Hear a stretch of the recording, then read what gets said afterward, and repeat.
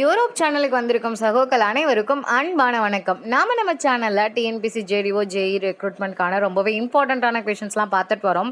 இன்றைக்கி தான் நம்ம சேனலுக்கு நீங்கள் புதுசாக வந்திருக்கீங்க அப்படின்னா ஆல்ரெடி நம்ம சேனலில் கன்ஸ்ட்ரக்ஷன் மெட்டீரியலுக்கும் டிரான்ஸ்போர்ட்டேஷன் இன்ஜினியரிங்குமான இம்பார்ட்டண்ட்டான கொஷின்ஸை நம்ம டிஸ்கஸ் பண்ணோம். அது மட்டும் கிடையாது, ப்ரீவியஸ் எக்ஸாம்ஸில் கேட்ட கொஷின்ஸ் ரொம்ப ரிப்பீட்டட் கொஷின்ஸ். அது மட்டும் இல்லாமல் இந்த இயர் நம்ம எக்ஸ்பெக்ட் பண்ணக்கூடிய கொஷின்ஸ் எல்லாத்தையுமே அந்த வீடியோஸில் நம்ம பார்த்துருக்கோம். டிஸ்கிரிப்ஷனில் லிங்க் கொடுத்ததுக்கும் நீங்கள் அதை கண்டிப்பாக யூஸ் பண்ணி பார்த்துக்கலாம். உங்களுக்கு இந்த எக்ஸாமுக்கு அது ரொம்பவே ஹோப் கொடுக்கும். இன்னைக்கு நம்ம என்ன பார்க்க போறோம் அப்படின்னா, என்விரான்மெண்டல் இன்ஜினியரிங்ல the most important 50 question with repeated problems தான் இன்னைக்கு நம்ம வீடியோல பார்க்க போறோம். வாங்க நம்ம வீடியோக்குள்ள போகலாம். The ratio of 5-day BOD to ultimate BOD is about 2/3. Ultimate பிஓடின்றது ஒன்றும் கிடையாது, 3-day பிஓடி தான் நம்ம அல்டிமேட் பிஓடி அப்படின்னு நம்ம சொல்கிறோம். ஸோ 5-day பிஓடிக்கும் 3-day பிஓடிக்குமான அந்த ரேஷியோ வந்து என்னன்னு கேட்டாங்கன்னா 2/3. அல்டிமேட் பிஓடின்றது நத்திங் பட் 3-day பிஓடி. இதுவுமே நீங்கள் ஞாபகம் வச்சுக்கோங்க. The ultimate BOD value of waste water remains the same at all temperature. எல்லா டெம்பரேச்சர்லையுமே அந்த பிஓடியினுடைய வேல்யூ வந்து சேமாக தான் இருக்கும். எங்க வேஸ்ட் வாட்டரில். So the ultimate BOD value of the waste water remains the same at all temperatures. It remains same. அதை ஞாபகம் வச்சுக்கோங்க. And then third question, the amount of oxygen consumed by the aerobic bacteria which causes the aerobic biological decomposition of sewage is called biochemical oxygen demand. ஒரு aerobic bacteria aerobic decomposition பண்ணுறதுக்காக உங்களுக்கு ஆக்சிஜனை எடுத்துக்கிச்சு அப்படின்னா அப்போ அது பேர் தான் biochemical oxygen demand. நல்லா ஞாபகம் வச்சுக்கோங்க. ஒரு aerobic bacteria aerobic biological decompositionக்காக, அதாவது சீவேஜில் ஏரோபிக் பயாலஜிக்கல் டிகம்போசிஷன் பண்ணுறதுக்காக ஆக்சிஜனை கன்சியூம் பண்ணிக்கிச்சு, ஆக்சிஜனை எடுத்துக்கிச்சு அப்படின்னா அப்போ உருவாகக்கூடிய அந்த டிமாண்ட் பேர் தான் பயோகெமிக்கல் ஆக்சிஜன் டிமாண்ட். இதே கெமிக்கல் ஆக்சிடைஸ் பண்ணுறதுக்காக ஆக்சிஜன் எடுத்துக்கிச்சு அப்படின்னா அது வந்து கெமிக்கல் ஆக்சிஜன் டிமாண்ட். இதை ஞாபகம் வச்சுக்கோங்க. நெக்ஸ்ட் வந்து பார்த்தீங்கன்னா biochemical oxygen demand of sewage is the oxygen required to oxidise biologically active organic matter. So same தான், பயாலஜிக்கலி ஆக்டிவ் ஆர்கானிக் மேட்டரை டீகம்போஸ் பண்ணுறதுக்காக ஆக்சிஜனை எடுத்துக்கிச்சு அப்படின்னா அது பேர் வந்து biochemical oxygen demand. Next pH value of trade effluent discharge into public sewer is 5.5 to 9. இப்போ என்ன பண்ணுறாங்க அப்படின்னா ஒரு ட்ரேட் எஃப்ளூயண்ட்டை வந்து பப்ளிக் சீவரில் டிஸ்சார்ஜ் பண்ணணும் அப்படின்னோம்னா அந்த வாட்டரை வந்து ஒரு குறிப்பிட்ட லெவல் வரைக்கும் ஆச்சு ட்ரீட் பண்ணியிருப்பாங்க. ட்ரீட்டட் எஃப்ளூயண்ட்டை தான் நம்ம வந்து பப்ளிக் சீவரில் எடுத்துகிட்டு போயிட்டு டிஸ்சார்ஜ் பண்ணுவாங்க. அப்படி பண்ணுற அந்த எஃப்ளூயண்ட்டினுடைய பிஹெச் வேல்யூ எவ்வளோ இருக்கணும் அப்படின்னா இட் ஷுட் பி இந்த ரேஞ்ச் ஆஃப் 5.5 to 9. இந்த வேல்யூ ஞாபகம் வச்சுக்கோங்க, ரொம்ப இம்பார்ட்டண்ட். அடுத்து, in sewage having fully oxidised organic matter the nitrogen is found in the form of nitrates. ஒரு சீவேஜ் வந்து ஃபுல்லாக ஆக்சிடைஸ் ஆகிடுச்சு, அதில் இருக்கிற ஆர்கானிக் மேட்டர் எல்லாமே ஆக்சிடைஸ் ஆகிடுச்சு அப்படின்னா அந்த தண்ணியில் இருக்கிற நைட்ரஜன் வந்து எந்த ஃபார்மில் இருக்கும்னா நைட்ரேட் ஃபார்மில் இருக்கும். நைட்ரேட் ஃபார்மில் இருக்கும். அதை ஞாபகம் வச்சுக்கோங்க. இந்த நைட்ரேட் அப்படின்றத கெமிக்கலை பார்த்தோன்னே உங்களுக்கு என்னென்னு தோணுது? மெத்தமோக்ளோபினீமியா, அந்த டிசீஸ் நேம் ஞாபகம் வருதுங்களா? ஸோ ப்ளூ பேபி சிண்ட்ரோம் இல்லை மெத்தமோக்ளோபினீமியா எப்போ வரும் அப்படின்னா தண்ணியில் நைட்ரேட் கண்டென்ட் அதிகமாக இருக்குது, அந்த தண்ணியை நம்ம வந்து எடுத்துக்கிறோன்னு வச்சுக்கோங்களேன், அப்போ தான் இந்த மாதிரியான டிசீசஸ் வரும். ஸோ ப்ளூ பேபி சிண்ட்ரோமோ இல்லை மெத்தமோக்ளோபினீமியாவோ will occur in the presence of excess of nitrate. அதை ஞாபகம் வச்சுக்கோங்க. இப்போ இதில் வந்து என்ன சொல்கிறாங்க, இந்த 6th கொஸ்டினை நம்ம என்ன பார்த்தோம் அப்படின்னா ஒரு ஆர்கானிக் மேட்டர் வந்து ஃபுல்லாக ஆக்சிடைஸ் ஆகிடுச்சுன்னு வச்சுக்கோங்க, அந்த சீவேஜில் நைட்ரஜன் வந்து எந்த ஃபார்மில் இருக்கும் அப்படின்னா நைட்ரேட் ஃபார்மில் இருக்கும். நினைவில் வச்சுக்கோங்க. அடுத்ததாக 7th, the relation between theoretical oxygen demand which is nothing but TOD and biological oxygen demand which is BOD and the chemical oxygen demand COD. இது மூணுத்துக்குமான ரிலேஷன் என்ன சொல்கிறாங்கன்னா TOD is greater than COD, COD is greater than BOD. So இந்த கரெக்டான சீக்வன்ஸில் நீங்கள் ஞாபகம் வச்சுக்கோங்க. Next வந்து 8th, the relative stability of sewage sample whose DO is equal to the total oxygen required to satisfy its BOD is 100% satisfy பண்ணும். So the relative stability of sewage sample whose DO equals the total oxygen required to satisfy its BOD is என்ன percentage வரைக்கும் satisfy பண்ணோம் அப்படின்னா 100% satisfy பண்ணும். அடுத்ததா 9th question. The solubility of oxygen in sewage when compared to the solubility in distilled water is 95%. Distilled waterல வந்து ஆக்சிஜனுடைய சாலிபிலிட்டியும் அதே சீவேஜில் வந்து ஆக்சிஜனுடைய சாலிபிலிட்டியும் compare பண்ணும்போது சீவேஜில் வந்து கிட்டத்தட்ட 95% அந்த ஆக்சிஜன் வந்து சால்யுபிளாக இருக்கும். இதை ஞாபகத்தில் வச்சுக்கோங்க.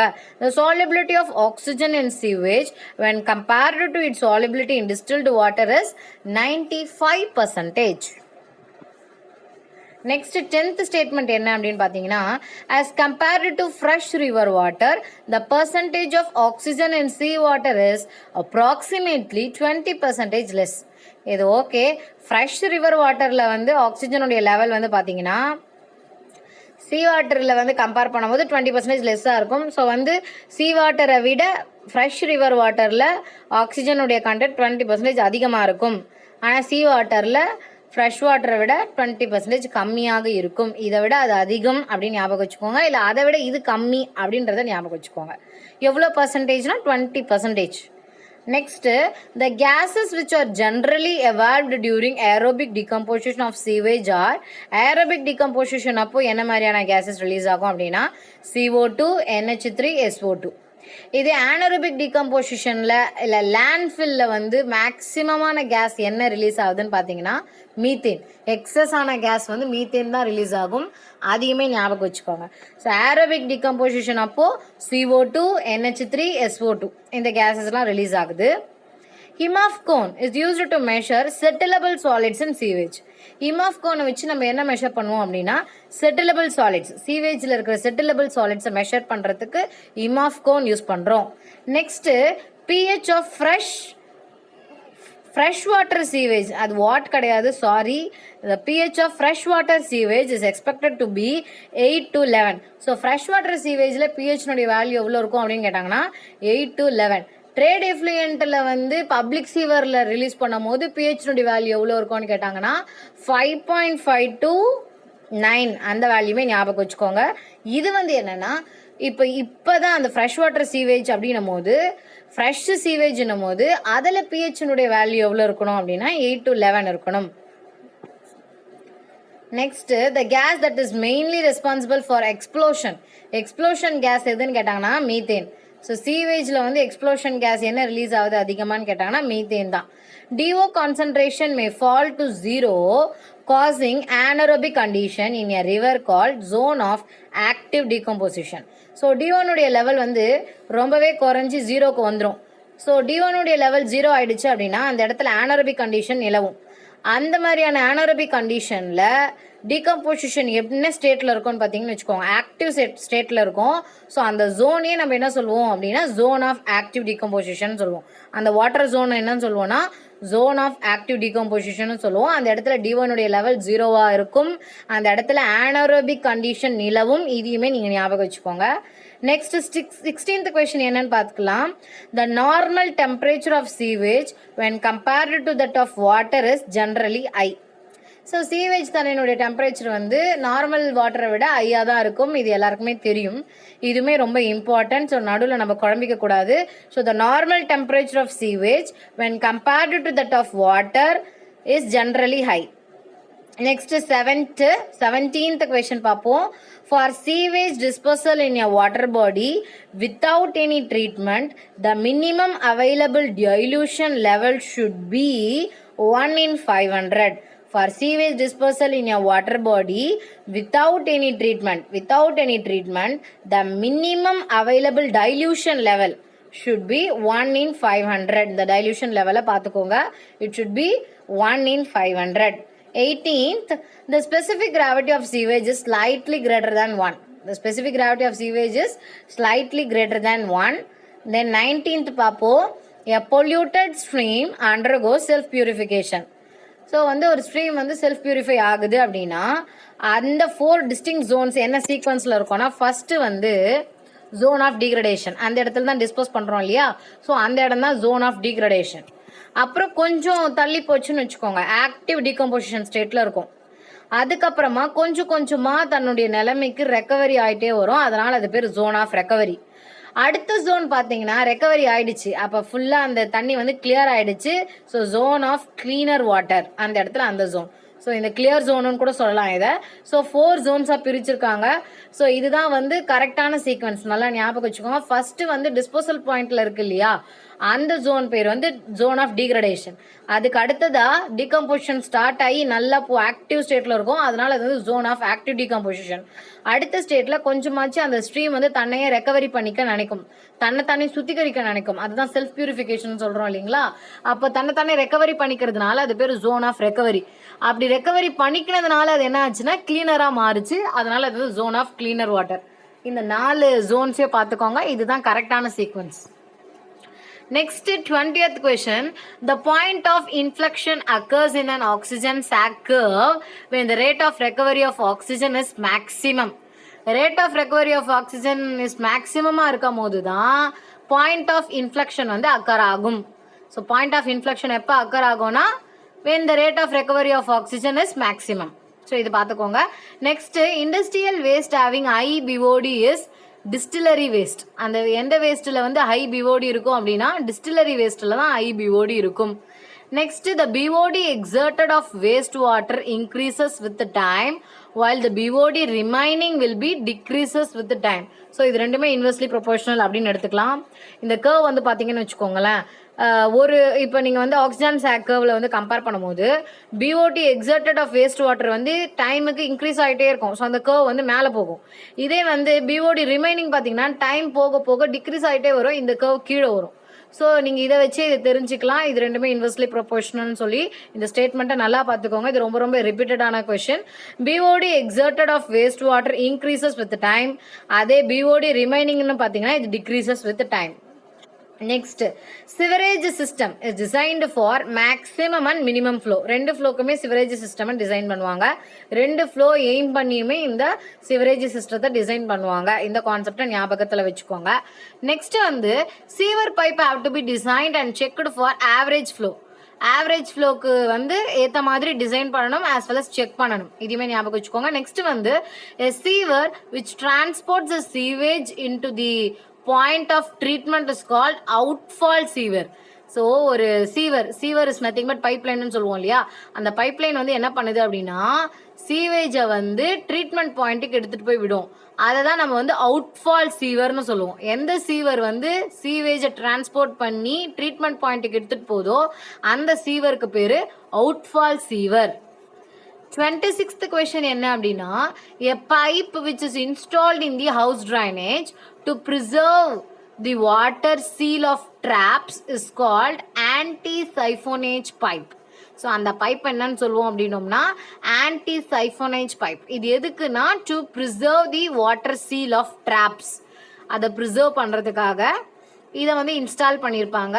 இதுக்கு பேர் என்ன அப்படின்னா anti-siphonage pipe.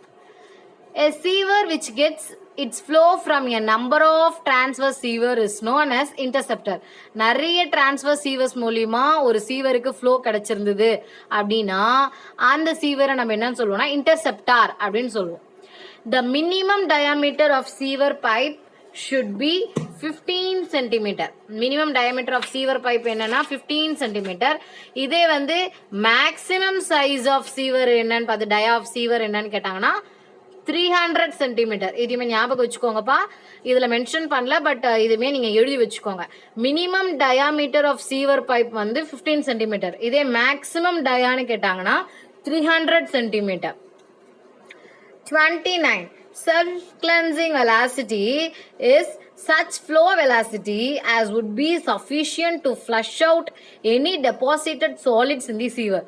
ஒரு சீவர் ஒரு பைப்புக்குள்ள ஏதாவது வந்து டெபாசிட் ஆகிருக்கிற சாலிட்ஸ் இருக்குன்னு வச்சுக்கோங்களேன், அந்த டெபாசிட் ஆன சாலிட்ஸை ரிமூவ் பண்ணுறதுக்காக ஒரு குறிப்பிட்ட வெலாசிட்டிலே நம்ம என்ன பண்ணுவோம், தண்ணியை ஃப்ளஷ் அவுட் பண்ணுவோம்.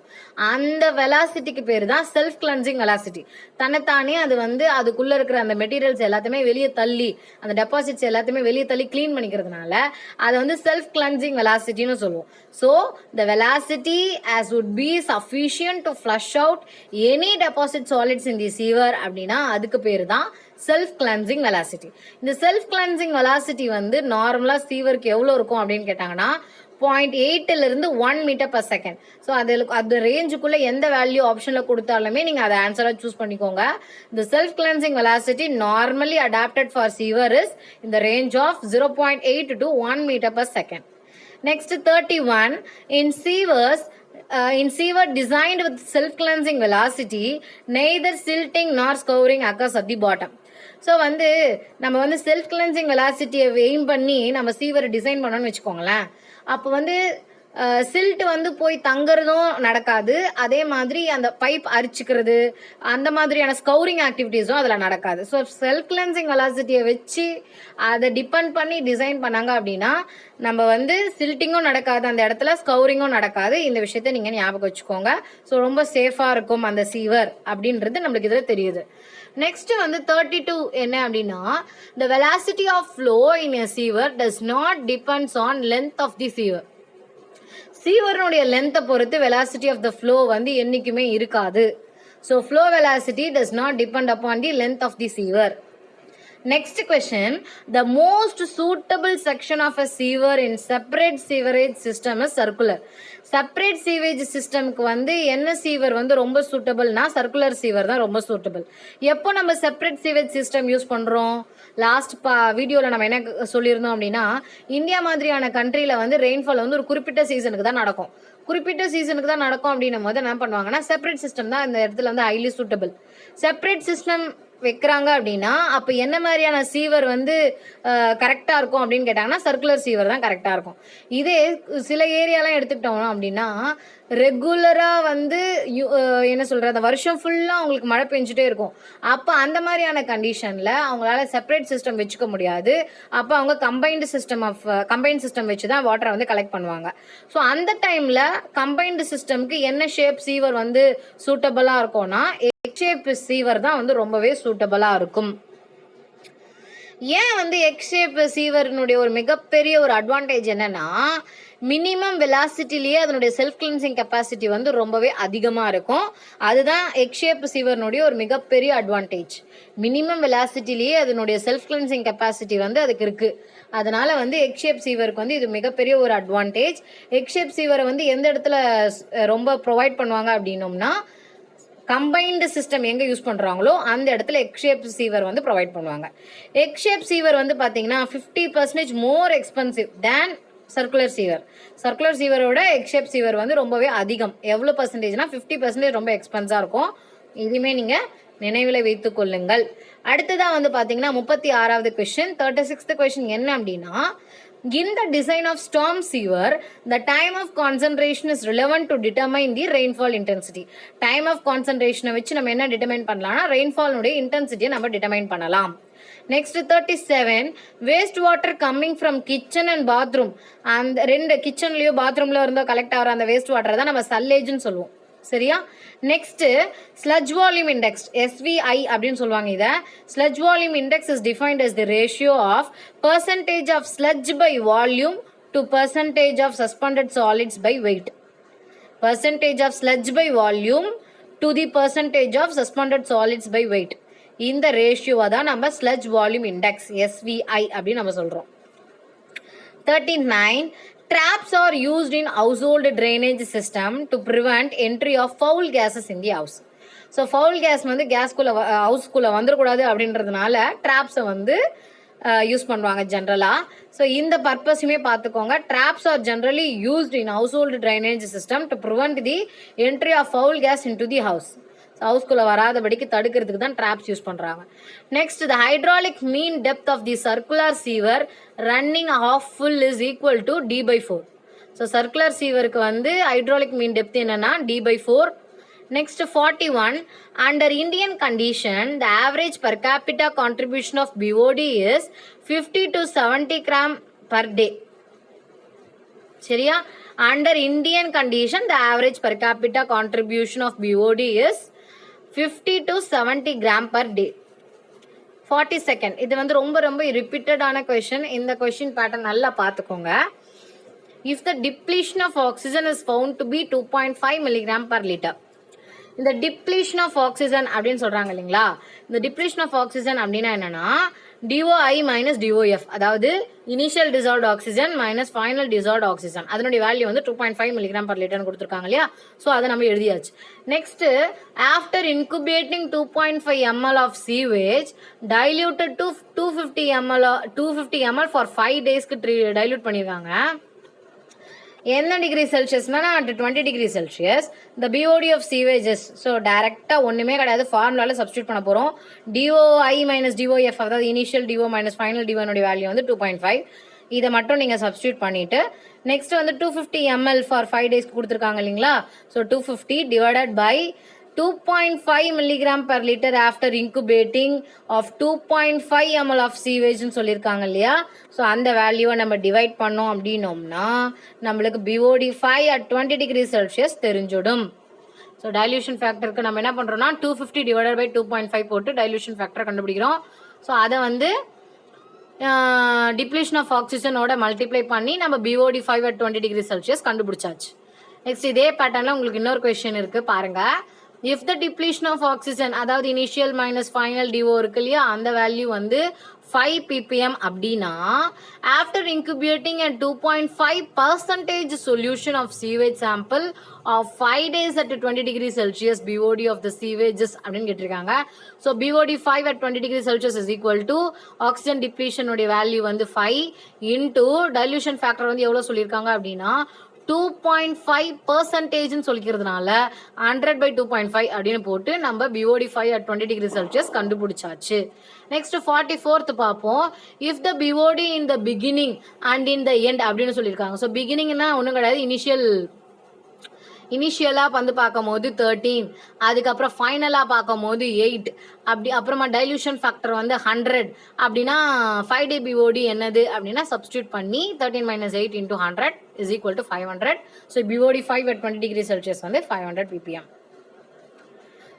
If the DO in the beginning and in the end of the test are respectively 13 and 8, it's not under 13 and 8 ppm. And if the dilution factor is 100, so substitute பண்ணி நம்ம BOD 5 at 20 degree Celsius கண்டுபிடிச்சாச்சு. Next 45, if 2% solution of a sewage sample is incubated for 5 days at 20 degree Celsius and depletion of oxygen was found to be 5 ppm, BOD of the sewages அப்படின்னு கேட்டிருக்காங்க. So same அதே தான், depletion of oxygen வந்து 5 கொடுத்துருந்தாங்க இல்லையா, அதனால 5 போட்டுட்டோம். Dilution ஃபேக்டருக்கு வந்து என்ன சொல்லியிருக்காங்கன்னா 2% சொல்யூஷன் சொல்லியிருக்காங்க, அதனால வந்து 100/2 அப்படின்னு போட்டு BOD 5 at 20 degree Celsius அந்த ஃபார்முலாவில் நம்ம சப்ஸ்டியூட் பண்ணி கண்டுபிடிச்சாச்சு. அடுத்ததா ஒரு மேன் ஹோல் அப்படின்றது வந்து எங்கே ப்ரொவைட் பண்ணுவாங்க அப்படின்னா பெண்டில், ஜங்ஷன் பாயிண்டில், இல்லை சீவர்னுடைய டயாமீட்டர் சில இடத்துல சேஞ்ச் ஆகுது இல்லையா, அந்த மாதிரி இடத்துல கிரேடியன்ட் மாறக்கூடிய இடத்துலலாம் மேனுவலை வந்து ப்ரொவைட் பண்ணுவாங்க. செக் பண்ணுறதுக்கு ஈஸியாக இருக்கும் அந்த இடத்துல மேனுவல் ப்ரொவைட் பண்ணுறதுனால. அதனால் வந்து இந்த மாதிரியான பெண்ட் இடத்துல, ஜங்ஷனில், அப்புறம் சீவருடைய டயாமீட்டர் சேஞ்ச் ஆகிற இடத்துல, கிரேடியன்ட் சேஞ்ச் ஆகிற இடத்துலலாம் வந்து மேனுவல் ப்ரொவைட் பண்ணுவாங்க. Next 47, laying of sewer is usually done with the help of side rail and boning rods. சீவரை வந்து எதை வச்சு ஜென்ரலாக வந்து லே பண்ணுவாங்க, அதாவது வைப்பாங்க அப்படின்னா with help of side rail and boning rods. இதை வந்து நீங்கள் பார்த்துக்கோங்க. Next 48, most of the bacteria in sewage வந்து சாப்ரோஃபைட்டிக் பாக்டீரியாவாக தான் இருக்கும், ரொம்ப ரொம்ப இம்பார்ட்டன்ட். ஸோ சீவேஜில் இருக்க பாக்டீரியா நிறைய பாக்டீரியா என்ன டைப்பில் இருக்கும் அப்படின்னா சாப்ரோஃபைட்டிக் டைப்பில் இருக்கும். Sewage sickness occurs when voids of the soil gets clogged due to continuous application of sewage on a piece of land. கண்டிப்பாக இப்போ ஒன்றும் கிடையாது. இப்போ வந்து ஒரு லேண்ட் இருக்குது, அந்த லேண்டுக்கு மேலே நம்ம என்ன பண்ணுறோன்னா கண்டினியூஸாக எப்போ பார்த்தாலும் சீவேஜ் வாட்டர் எடுத்துகிட்டு போய் டிஸ்போஸ் பண்ணிகிட்டே இருக்கணும்னு வச்சுக்கோங்களேன். அந்த சாயிலுக்கு நடுவில் இருக்கிற வாய்ட்ஸில் எல்லாத்துலேயுமே அது வந்து என்ன ஆகும் அப்படின்னா சாலிட் பார்ட்டிகல்ஸ் இருக்குல்ல, சீவேஜில் இருக்க சாலிட் பார்ட்டிகல்ஸ் போய் கிளாக் பண்ணி விட்டுரும். அந்த அடைச்சிக்கும், அந்த வாய்ட்ஸ் எல்லாத்தையுமே அடைச்சி விட்டுடுச்சு அப்படின்னா அந்த சாயிலுடைய நேச்சரே மொத்தமாக மாறி போயிடும். அதுதான் அந்த சிக்னஸ். அதுக்கு வந்து உடல் நலக்குறைவு எப்படி நம்மளுக்கு ஏற்படுதோ அந்த மாதிரி சாயிலுக்கு வந்து அதனுடைய நலக்குறைவு ஏற்படும். அதை தான் நம்ம என்னன்னு சொல்கிறோம்னா சீவேஜால் அதுக்கு சிக்னஸ் வந்துடுச்சு, அதனால sewage sickness. So sewage sickness occurs when voids of soil gets clogged due to continuous application of sewage on a piece of land. ஓகேவா? நெக்ஸ்ட்டு 50th கொஸ்டின் என்னன்னா, பாஸ்பரஸை நம்ம வந்து வேஸ்ட் வாட்டர்லேருந்து எப்படி ரிமூவ் பண்ணலாம் அப்படின்னா பை ஆடிங் ஃபெர்ரிக் குளோரைட். பாஸ்பரஸை மட்டும் கிடையாது, பாஸ்பேட்டையுமே நம்ம தண்ணியில் வேஸ்ட் வாட்டர்லேருந்து ரிமூவ் பண்ணுறதுக்கு என்ன ஆட் பண்ணிக்கலாம்னா ஃபெரிக் குளோரைடை ஆட் பண்ணி ரிமூவ் பண்ணிக்கலாம். ஸோ கண்டிப்பாக இந்த வீடியோ உங்களுக்கு வந்து ரொம்பவே யூஸ்ஃபுல்லாக இருக்கும், ரொம்பவே பிடிச்சிருக்கும், ரொம்பவே இம்பார்ட்டண்ட்டான கொஷின்ஸ் நீங்கள் நினச்சிங்க அப்படின்னா இந்த வீடியோவை நீங்கள் லைக் பண்ணுங்கள். அதுலேயும் உங்களோட ஃப்ரெண்ட்ஸ் யாராவது டிஎன்பிசி ஜேடிஓ ஜேஇ ரெக்ரூட்மெண்ட்டுக்காக படிக்கிறாங்க அப்படின்னு உங்களுக்கு தெரிஞ்சது அப்படின்னா கண்டிப்பாக இந்த வீடியோஸ் எல்லாத்தையுமே அவங்களுக்கு நீங்கள் ஷேர் பண்ணுங்கள். மெயினாக நம்ம சேனல் நீங்கள் சப்ஸ்கிரைப் பண்ணுங்கள். நீங்கள் என்ன மாதிரியான வீடியோஸ் எதிர்பார்க்குறீங்க அப்படின்றதையும் நீங்கள் கமெண்ட்டில் சொல்லுங்கள். கமெண்ட்ஸை நாங்கள் வந்து உண்மையாகவே தொடர்ந்து பார்ப்போம். சில பேர் வந்து ஹைட்ராலிக்லேருந்து கொஷின்ஸ் கேட்டிருந்தீங்க. ஸோ கண்டிப்பாக எங்களால் எவ்வளோ சீக்கிரமாக கொஷின்ஸ் கொடுக்க முடியுமோ நாங்கள் கொடுப்போம். ஸோ வந்து நீங்கள் என்ன மாதிரியான வீடியோஸ் எதிர்பார்க்குறீங்க அப்படின்றதையும் நீங்கள் கமெண்ட்டில் சொல்லுங்கள். மீண்டும் ஒரு இம்பார்ட்டண்ட்டான வீடியோவோட உங்களை நாங்கள் சீக்கிரமாக சந்திக்கிறோம். அதுவரை உங்களிடமிருந்து விடைபெறுகிறோம். நன்றி, வணக்கம்.